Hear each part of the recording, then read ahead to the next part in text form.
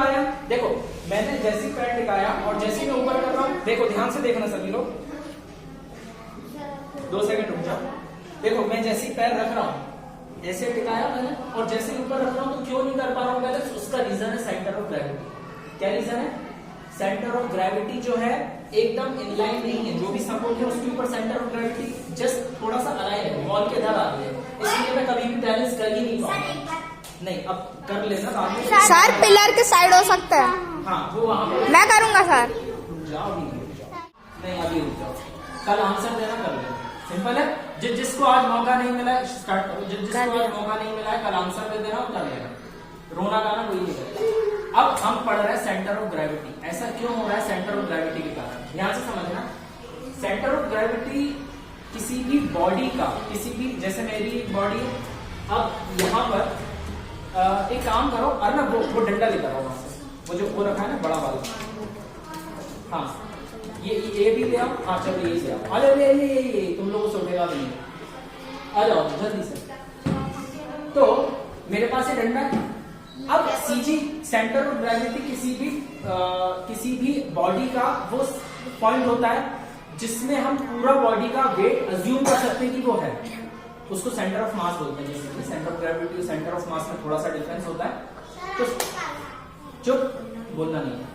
तो centre of mass किसी भी बॉडी का वो पॉइंट होता है जिसमें हम पूरे बॉडी का मास अज्यूम कर सकते हैं। मैं एग्जांपल देता हूँ, ये इसका वेट कौन बता सकता है कितना होगा? इस डंडे का वेट पीवीसी पाइप है कितना होगा? कोई कौन बताएगा?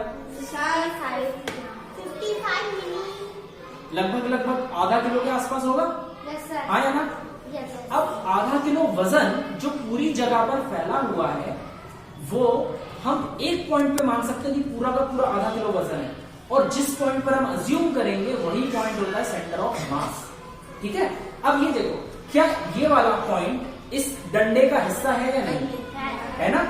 तो ये पूरा का पूरा जो भी पॉइंट है, मतलब ये जो मास है 500 ग्राम, क्या मैं इस पॉइंट पर अज्यूम कर सकता हूँ? नहीं, क्योंकि जैसे मैं बैलेंस करने जाऊंगा नहीं होगा बैलेंस।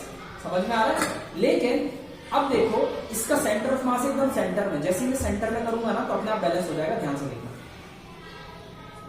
देखो रुक जाओ, ये देखो हो रहा है, लेकिन ये वाला यहां पर नहीं होगा बैलेंस।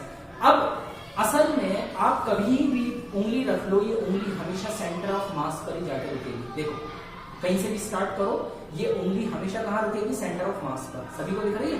तुम करना चाहोगे इसको? कहीं से भी स्टार्ट करो, एकदम बीच में सेंटर में रुकेगी। तुम चलो सामने, हाँ सबसे पहले दूर रखो, उंगली ऐसे करो। अब तुम्हारी मर्जी है, तुम्हें कोशिश करनी है बीच में ना आए, ये हमेशा बीच में ऐसे ऐसे सबसे पहले ऐसे करो, ऐसे ऐसे ऐसे। अरे यार तुमसे डंडा ही पकड़ा जा रहा है।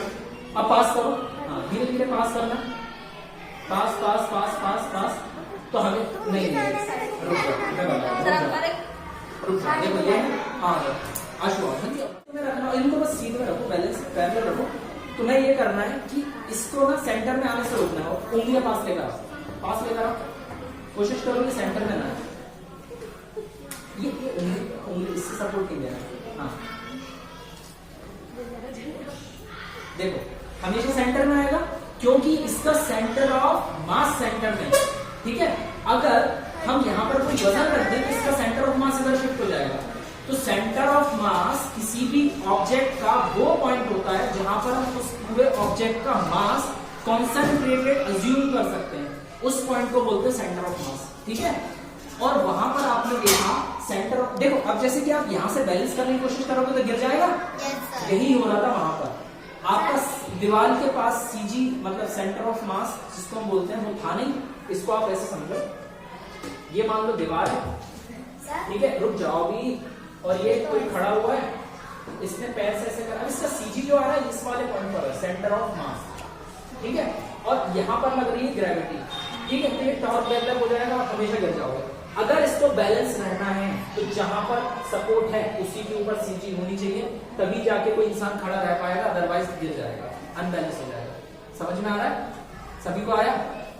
तो सेंटर ऑफ मास समझ में आया? क्या होता है अगर मैं यहाँ पर वेट रखता हूँ ना तो सेंटर ऑफ मास इधर शिफ्ट हो जाएगा। एक काम करो, वहां से एक वेट लेकर जल्दी से दौड़ जाओ, अंदर रखा होगा। हाँ तुम लोग वेट, हाँ खोलो, एक छोटा सा वेट रखा होगा नीचे, वेट जिसको अंदर लगाएंगे, हाँ वो काला काला सा लेकर आए।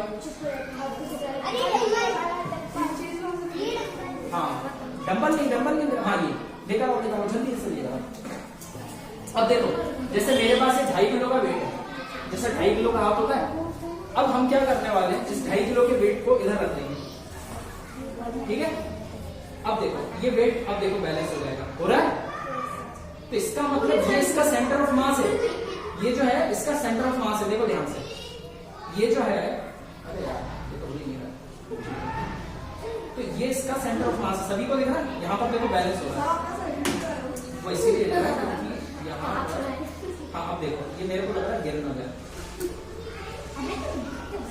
ये देखो दिख रहा है, इस पॉइंट पर बैलेंस हो रहा है। इसका मतलब क्या है, इसका सेंटर ऑफ मास सेंटर से शिफ्ट होकर यहाँ पर आ गया है, दिख रहा है सभी को, क्योंकि हमने वेट यहाँ लगा दिया है।